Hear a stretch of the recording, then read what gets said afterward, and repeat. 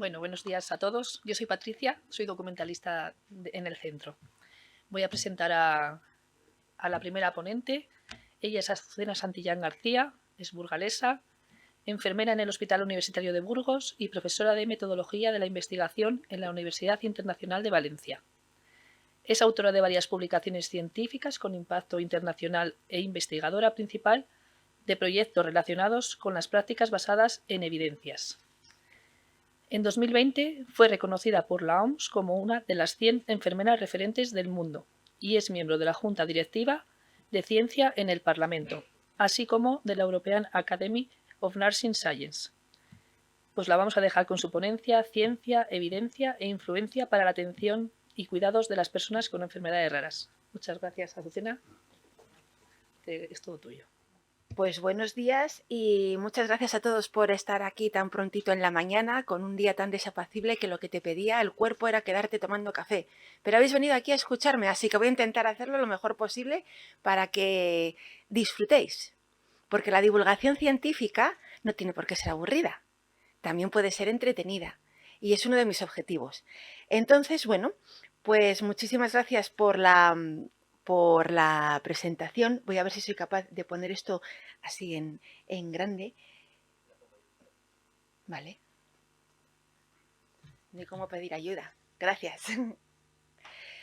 Y tal y como ha dicho Patricia, bueno, pues mi intervención versa sobre ciencia, evidencia e influencia para la atención y cuidado de las personas con enfermedades raras. Claro, la jornada versa sobre efectividad, eficacia de estas intervenciones. Pero ¿cómo conseguimos esta efectividad? ¿Cómo conseguimos conocer si algo ha sido eficaz, eficiente? Bueno, pues la única manera que tenemos de saber cuando algo realmente ha generado los resultados que esperábamos es midiendo y comparando los datos. Y al final, ese es el método científico, esa es la ciencia. Y así se generan evidencias científicas. Con estas evidencias científicas es como se puede conseguir un argumentario, una narrativa más potente. Porque cuando una narrativa lleva datos, lleva rigor, lleva el método científico incluido, bueno, pues adquiere más potencia. Y con ese tipo de narrativas se puede conseguir influencia. ¿Influencia sobre quién? Pues sobre quien manda, sobre quien decide qué recursos van a dónde, en qué tiempo, en qué momento, en qué cuantía.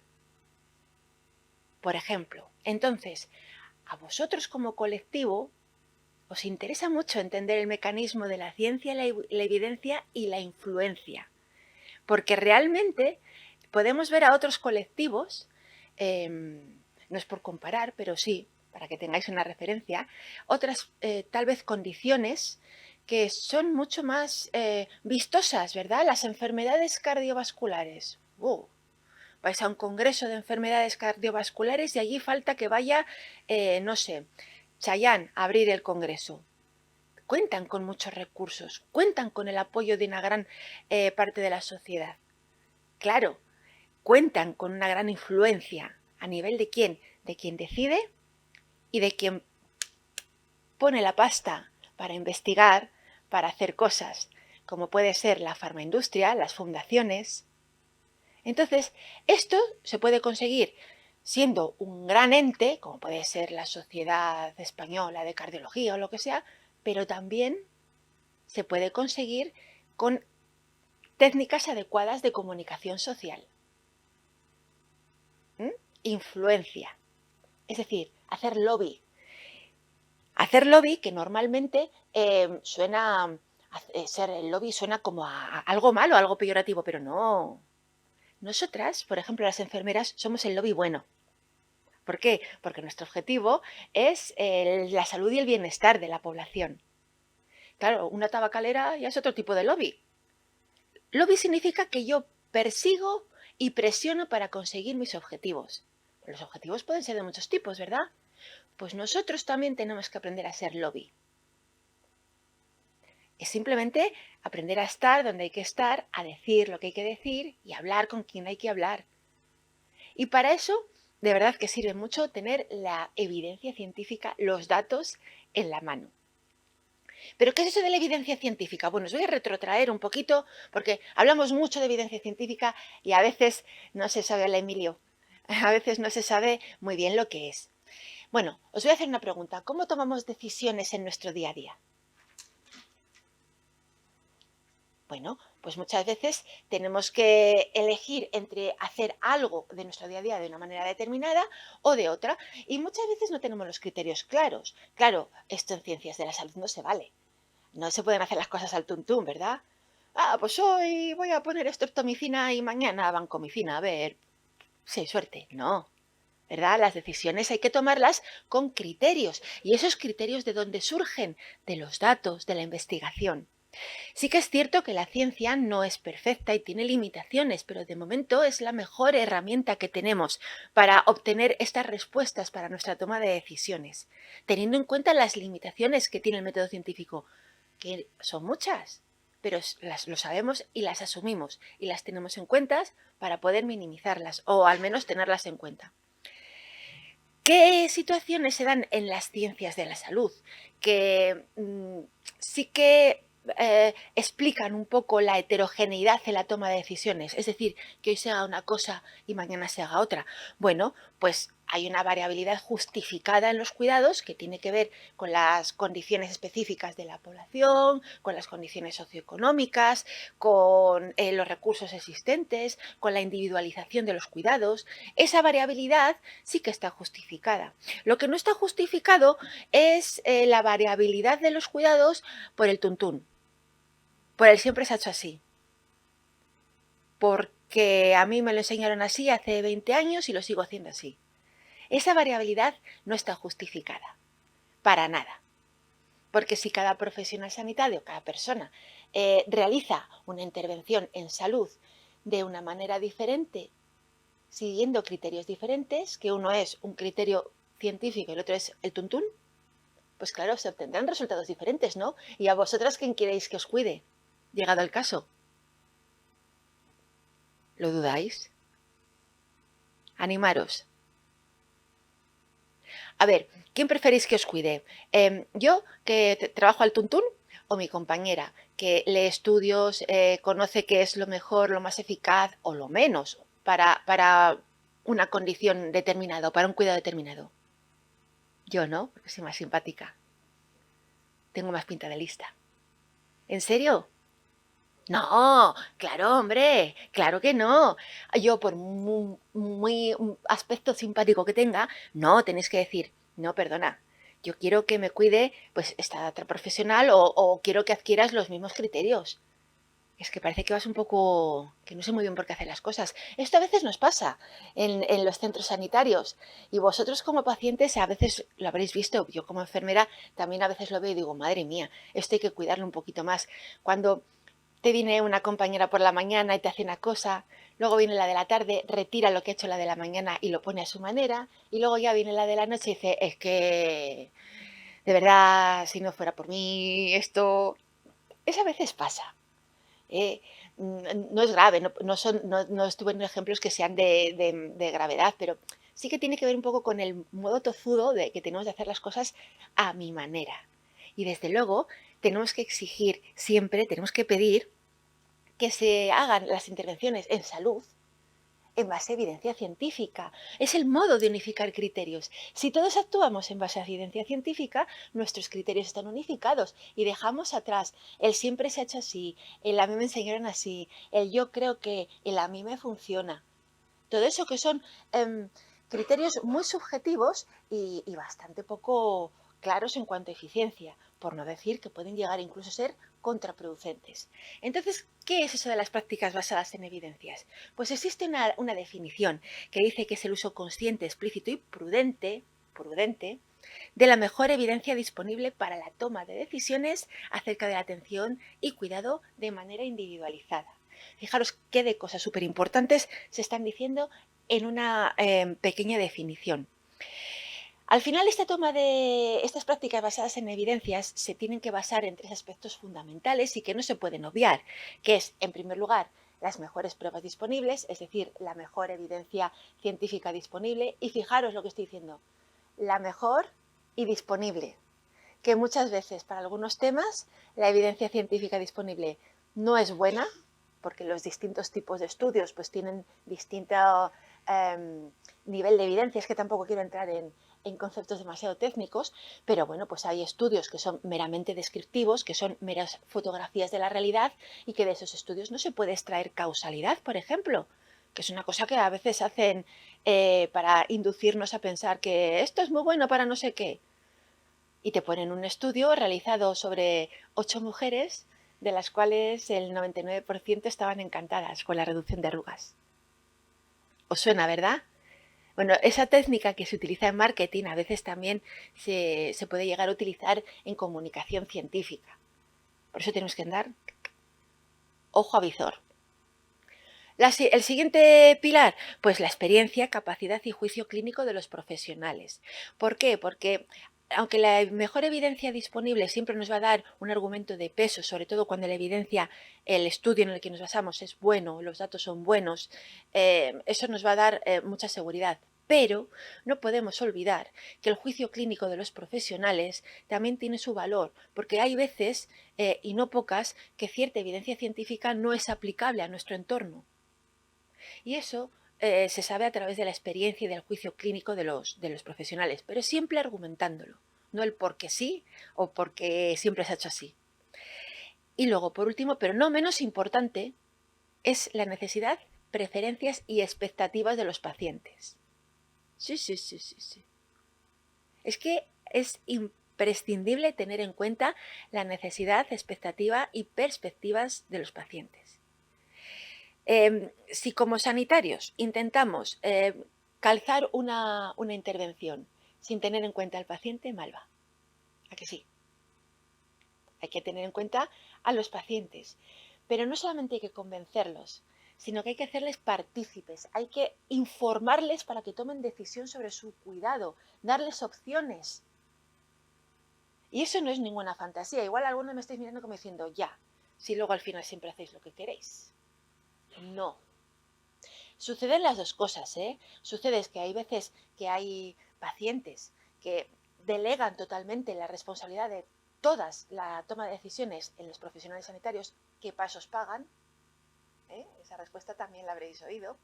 Y luego hay profesionales sanitarios que dicen, a ver, aquí el que sabe soy yo y yo sé cómo se tienen que hacer las cosas. Que, claro, el chico de la cámara está sufriendo porque me muevo más que un trompico y no se me oye, perdón. ¿Vosotros me habéis oído bien? Pues el que me quiera oír bien, que venga, que no se puede estar en casa. A lo que es lo que os quiero decir, que hay que tener en cuenta estos 3 pilares de una manera inexcusable. No podemos obviar ni las mejores pruebas científicas disponibles, ni el juicio clínico, ni a los pacientes.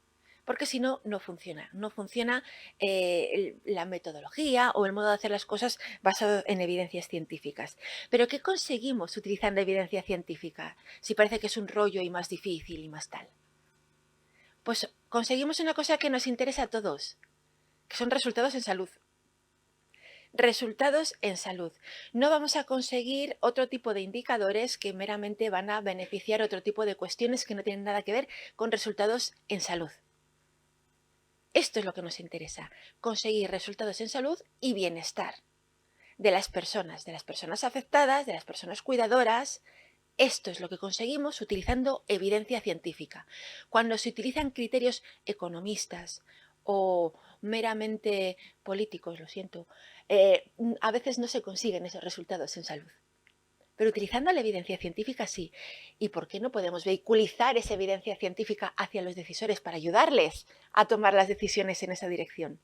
Nos merece la pena.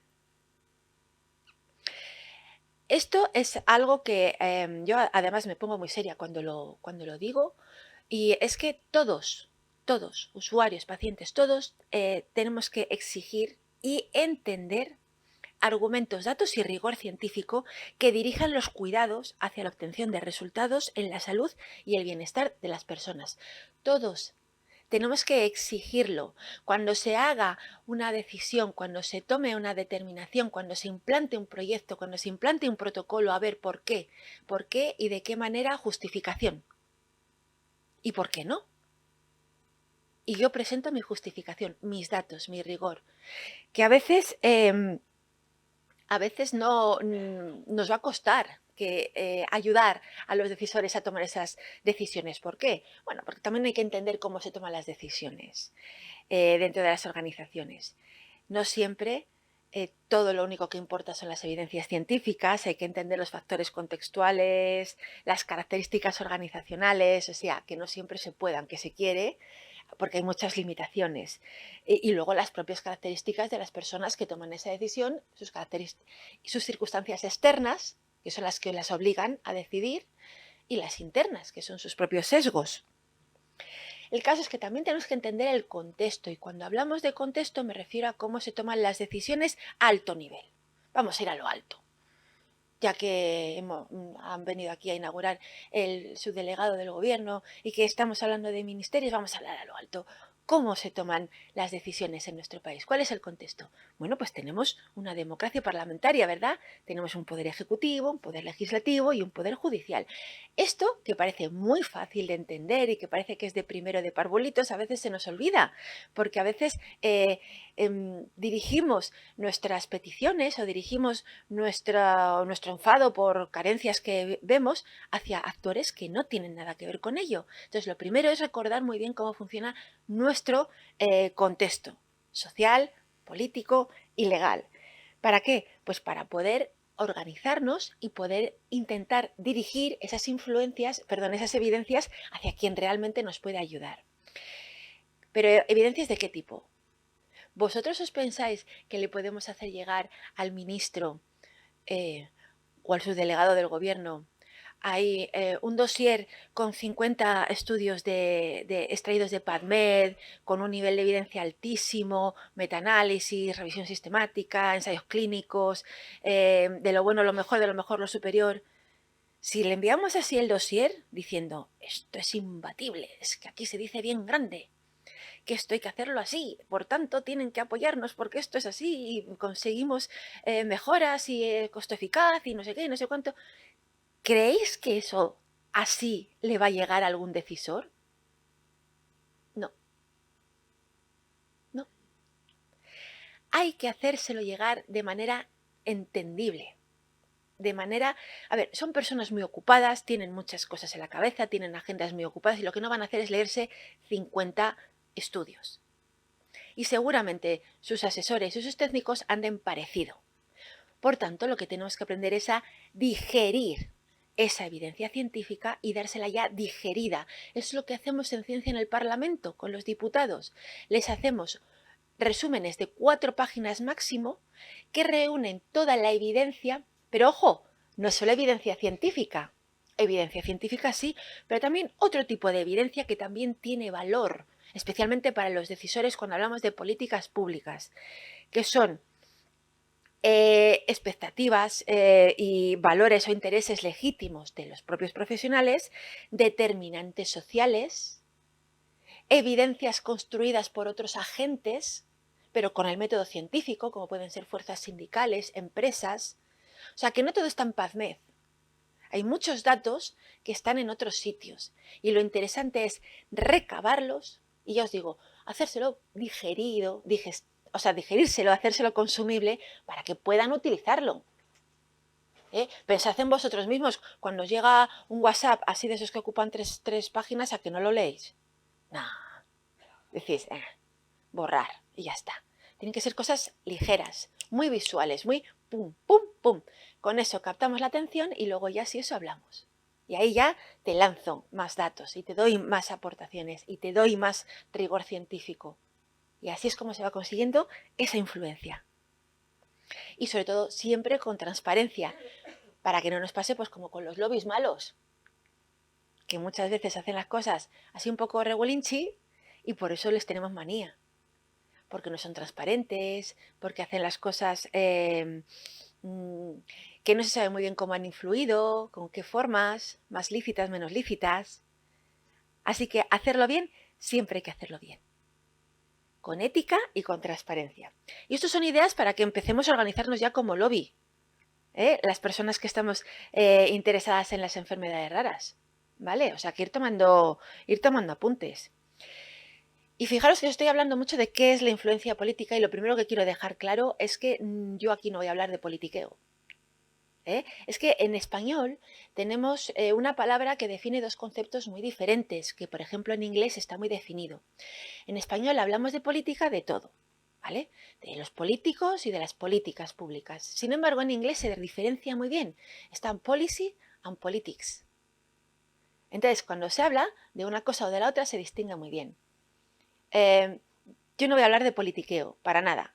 Yo me voy a centrar, cuando hablo de políticas públicas, me hablo de eso, de acción social y de influir de manera que tengamos efecto sobre algo, tengamos efecto sobre esas políticas públicas que son las que nos interesan, especialmente las políticas públicas en el ámbito de la salud y del entorno sociosanitario, ¿no? Sí.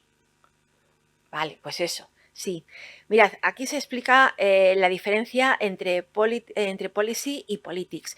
Politics es política entendida como pues esa lucha de poder. No se me entienda como una palabra peyorativa, pero es que así se entiende bien, el politiqueo. Y ahí no entramos. Yo cuando hablo de política, hablo de políticas públicas, de acción pública, de políticas que tienen que ver con la ordenación de los recursos que son de todos para para que todos obtengamos beneficio. Y aquí os pongo en esta diapositiva a esta señora que, bueno, si hay aquí alguna enfermera en la sala la conocerá, es Florence Nightingale, es la madre de la enfermería moderna y además es que fue una de las grandes estadísticas reconocidas internacionalmente de la historia. ¿Sabéis lo que hizo esta mujer? Pues consiguió influencia política. No se sacó el carné de ningún partido, no, lo que hizo influir en las decisiones que tomaban los lores en el en el Parlamento británico. ¿Cómo lo hizo? Pues ella se fue a la guerra de Crimea, de voluntaria. Era enfermera, tiqui, tiqui, tiqui, tiqui, y cuando llegó se espantó. ¿Por qué? Porque vio que había muchos más soldados que fallecían por las consecuencias de las heridas en cuanto a falta de higiene, de aseo, de ventilación. Por las infecciones fallecían mucho más que por las propias heridas, por la gravedad de las heridas. Entonces cogió los faldones y se fue tiqui, tiqui, tiqui a Londres. Y se fue a la Cámara de los Lores a pedir dinero para construir barracones más grandes, más aireados y sitios donde la gente que trabajaba allí se pudiese lavar las manos y se pudiesen lavar las heridas. Y los lores le dijeron que está muy bien que lo quieras poner todo bonito, pero que estamos en guerra y nos vamos a gastar la pasta pues en ballestas, en pistolas, en lo que se gasta en las guerras. Entonces se quedó así, vio que no conseguía nada y se volvió a Crimea, tiqui, tiqui, tiqui, tiqui, y empezó a tomar datos de cuántos fallecidos había y con qué causa. Datos que fue poniendo de manera visual en esa figura que tenéis ahí en la pantalla, que se le llama el diagrama de la rosa y que lo inventó ella. Era un modo visual de poner los datos para que se viera de una manera llamativa que los muchachos se estaban muriendo porque sus heridas no se lavaban, porque no se podían limpiar, porque se infectaban, se estaban muriendo por falta de higiene. Con estos datos volvió a pedir dinero para barracones más grandes, mejor aireados y con espacios para lavarse las manos y lo consiguió. Entonces, con datos se pueden conseguir cosas, se puede obtener esa influencia política. De hecho, con datos esta mujer salvó muchas vidas. ¿Necesitamos influir en las políticas públicas? Y sobre todo, ¿podemos hacerlo? ¿Qué pensáis así de entrada? ¿Necesitamos? Sí. ¿Podemos? Pues claro que podemos. A ver, desde el primer momento en el que vivimos en una democracia parlamentaria, podemos. Eso está así, ejerciendo nuestros derechos. Pero luego también sucede que tenemos que estar un poquito más alerta de cómo es el escenario de los actores de la política en salud. Imaginaros que ya de aquí sale un grupo de trabajo de vamos a hacer el lobby CREER. Que se preparen, que nos van a conocer, vamos a conseguir cosas y tal. Bueno, pero lo primero que tendríamos que hacer es conocer el escenario, conocer quién está, conocer todos los actores que están ahora mismo jugando sus cartas en política, en políticas de salud. No solamente los profesionales sanitarios, sino también otras asociaciones de pacientes, los proveedores de sistemas de salud, la farmaindustria, un montón, pero un montón. Esto es interesante conocerlo para saber qué hablar con qué y en qué momento. ¿No habéis visto House of Cards? La serie. Pues os la recomiendo porque, a ver, es un poco intrigante, pero va un poco, si las traéis, va de conocer tu ecosistema, va de conocer a todos los actores y va de saber establecer distintas sinergias y relaciones sociales para ir consiguiendo tus objetivos. Eso es lo que hace un lobby, eso es lo que hacen los stakeholders. Entonces, os aconsejo que si en ese sentido estáis algo interesados, pues porque formáis parte de una asociación de pacientes y queréis llegar más a los decisores o queréis conseguir más recursos, pues que sí, que os forméis o que leáis algo sobre este tipo de cuestiones, el lobby en positivo. Hay textos que son muy sencillos, hay cosas que se pueden entender y desde luego se habla de eso, se habla de participar y se habla de conseguir a través de eso, a través de rigor, a través de buena argumentación y a través de evidencia científica. Vale, venga, pero ¿cómo? ¿No? Porque me está diciendo, sí, esta mujer me está diciendo aquí que leamos y que vayamos, ¿y qué hago? ¿Me planto aquí en la puerta del despacho del subdelegado, ahora que se ha ido, o qué hago? No, no es eso. Mira, lo que tenemos que hacer es construir lo que se denomina una policy capacity, que es aptitud para transformar ideas políticas en propuestas adecuadamente elaboradas. Es decir, queremos no sé qué, vale, pero vamos a dárselo hecho. Y queremos no sé qué, y se puede hacer así, así, así, así y así. ¿Vale? No es la queja por la queja. No es un poco lo que hacen también las mareas. Aquí la marea por la sanidad pública, la plataforma por la sanidad pública de Burgos, cada vez que eleva una petición a la Junta, al Gobierno, a quien sea, lo hace con una cartera de propuestas. Queremos esto y se puede hacer así, así, así, así y así. ¿Se consiguen cosas? Algunas se consiguen. Otras, pues otras no. Porque ya sabéis que las decisiones a largo plazo, pues a veces al final hay que seguir insistiendo. Pero desde luego hay que hacerlo así. Hay que transformar ideas en propuestas adecuadamente elaboradas. Una idea que no esté adecuadamente elaborada, una propuesta que no esté adecuadamente elaborada, no nos la van a hacer caso. Por mucho ruido que hagamos. No nos la van a hacer caso porque es como si vas donde tu madre y le dices, mamá, hazme tortilla. Quiero tortilla. Tú, vale, muy bien. ¿Me has traído las patatas y los huevos? Pues no tengo, o sea que no te hago tortilla. ¿Vale? O sea, cuando queréis tortilla, llevar las patatas y los huevos. Y cebolla, si queréis. Pero así no se podrán negar. O será más difícil. Y luego, grandes aliados, los medios de comunicación. Patricia esto lo sabe muy bien, seguro. Los medios de comunicación, sean formales o informales, ya sean los habituales, prensa, radio, etcétera, etcétera, como los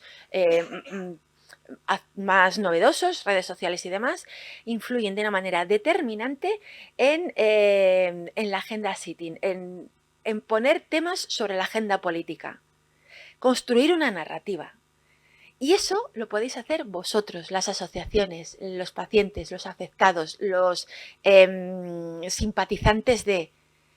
Conseguir poner un tema en la agenda política es imprescindible. ¿Para qué? Para que sean los propios políticos los que hablen del tema, los que intenten actuar, o ya sea legislando, o ya sea llegando a acuerdos, etcétera, etcétera. Pero si somos invisibles... Si además de pocos somos invisibles, ¿me explico? ¿No? Si además de poquitos no se nos ve porque hay más diabéticos, porque hay más cardiópatas, porque hay más no sé qué. Vale, pues lo que tenemos que hacer es, vale, somos poquitos, pero tenemos que tirar de los medios de comunicación para conseguir estar en esa agenda, para estar constantemente, siempre haciendo cosas para que se nos vea y lo que hagamos, contarlo a los medios, porque muchas veces os llevaréis una sorpresa, pero vais así como diciendo, pues les voy a decir a estos de no sé qué, a ver si quieren venirse a hacer una nota sobre la jornada esta. Ya lo sabrán, pero bueno, luego os dais cuenta de que no lo saben. Claro que no lo saben. Y claro que no saben que hacéis no sé qué. Y claro que no saben que hacéis otra cosa. Y claro que no lo saben. Sí, si se le enviamos por email, ya, pero los emails se amontonan en las bandejas. O sea, hay que trabajarse a los medios de comunicación. Y si es de persona en persona, mejor. Y ya voy a ir terminando porque creo que me estoy extendiendo, ¿verdad? Vamos justos de tiempo. Bueno, pues os voy a contar un poco cómo me las apañé yo durante la pandemia para... es que me dan ganas de echar a andar, pero me va a reñir el chaval el compañero de la cámara. Así que no me muevo, no. ¿Cómo me las apañé durante la pandemia para conseguir que se abrieran los parques públicos infantiles? Me llamaron la tía Columpios, por pesada y a mucha honra. Os pongo en contexto. En el año 2020, vale, llegó la pandemia, en marzo lo cerraron todo, nos cerramos todos en casa, parques, bares, todo cerrado, perfecto. No se sabía cuál era el mecanismo de funcionamiento del agente causante de esa enfermedad. Pero pasaron los meses y se fueron conociendo, se fueron averiguando estas cuestiones y ya se supo que el coronavirus se transmitía principalmente por aire. Vamos, se transmitía por el aire. Entonces se empezó a divulgar en que había que ventilar, dar prioridad a los espacios abiertos versus los cerrados, dejar espacio, el espacio interpersonal si era completamente inevitable estar en un espacio cerrado, la mascarilla. Vale, entonces llega este punto y empezamos a salir a las terrazas. Qué cañita más buena las que nos tomamos en mayo del 2020, las que mejor nos supieron de todo el mundo. Empezamos a salir, no sé qué, empezó a haber conciertos, empezó a haber cosas. ¿Y qué pasaba con los parques infantiles? Que seguían precintados. Pero precintados, con el precinto de la policía, de protección civil. Claro, tú veías a los padres en las terrazas y a los niños así, mirando los precintos. ¿Y por qué no se puede jugar? Pues por la pandemia. Va muy bien. A mí me pareció súper injusto. En esa época yo tenía una niña de 3 años y o entraba al parque o yo me tiraba por la ventana o algo, porque pobrecitos los niños, ese era su espacio de recreo, de interacción. Los niños no querían salir a la calle si no era para estar con sus amigos. ¿Qué van a hacer dándose un paseo contigo? ¿Se aburren? Entonces, bueno, empecé una especie de campaña para conseguir que se abrieran los parques, al menos aquí en Burgos. ¿Y qué es lo que hice? Bueno, pues en primer lugar intenté construir una narrativa con datos, con rigor, con cierto peso. ¿Cómo? Publicando en revistas científicas evidencia científica que hablaba de que el coronavirus se transmitía por el aire, de los beneficios de los espacios libres para contener la pandemia, de los beneficios de la existencia de los parques verdes y parques infantiles para prevenir los efectos secundarios de la pandemia en los niños y de los adolescentes. Firmé documentos científicos que publicamos con otros profesionales, con una arquitecta que hablaba del beneficio real que habían tenido los parques durante las pandemias a lo largo de la historia, etcétera, etcétera. Y todo eso se iba quedando publicado. A ver, no eran grandes estudios, pero yo lo que quería era generar narrativa, por eso tenían que ser publicaciones tipo carta al editor, revisiones breves, así, pero se iba publicando. Y yo con eso iba a los medios de comunicación. Oye, ¿a ti qué te parece que los parques estén cerrados? Porque mira todo lo que está estudiado. Pues tienes razón. Pues de aquí sale un artículo. En el diario de Burgos, en el de no sé dónde, en el de no sé dónde, en el de no sé dónde. Además las fotos son como muy impactantes. Los pobres niños así. Las mamás tomándose el café en las cuales estaba yo, tomándose el café en la terraza. Era como muy llamativo. Y con eso, además, intenté llegar a los decisores a través de diversos medios, del libro de reclamaciones de la radio, de las redes sociales, de los cauces de comunicación que tiene establecido el Ayuntamiento de Burgos. Total, que tan pesada fui que al final me llamaron del ayuntamiento para que, a ver, explícame eso de los columpios.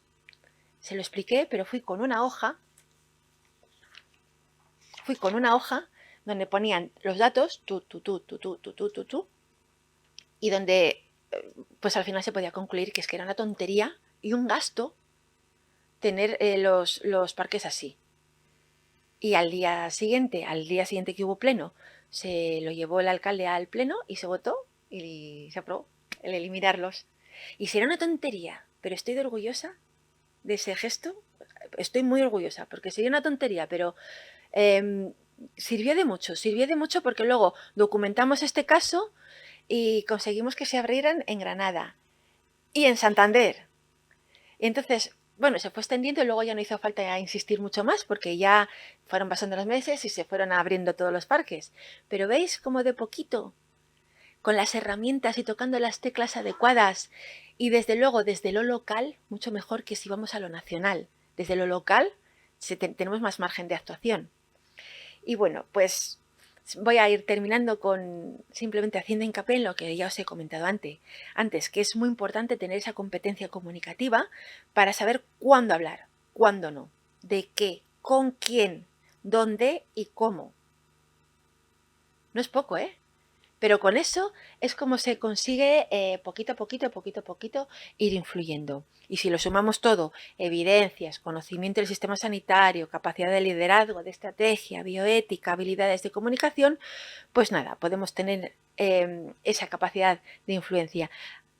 Y me gustaría terminar con una frase que es preciosa de Rosalind Franklin, que dice que la ciencia y la vida ni pueden ni deben estar separadas. Y os invito a que siempre tengáis presente el método científico para intentar conseguir vuestros objetivos. Porque ya os digo que no es perfecto, pero es lo mejor que tenemos hasta ahora. Muchas gracias. Si alguien tiene alguna duda en concreto, así de manera rápida para aclarar, si no, os recuerdo que después del descanso hay una mesa de debate para poder participar con los ponentes y ya aclarar las dudas más. Y si no, pasamos a la siguiente ponencia. Bueno, pues muchas gracias de nuevo, Azucena. Súper interesante.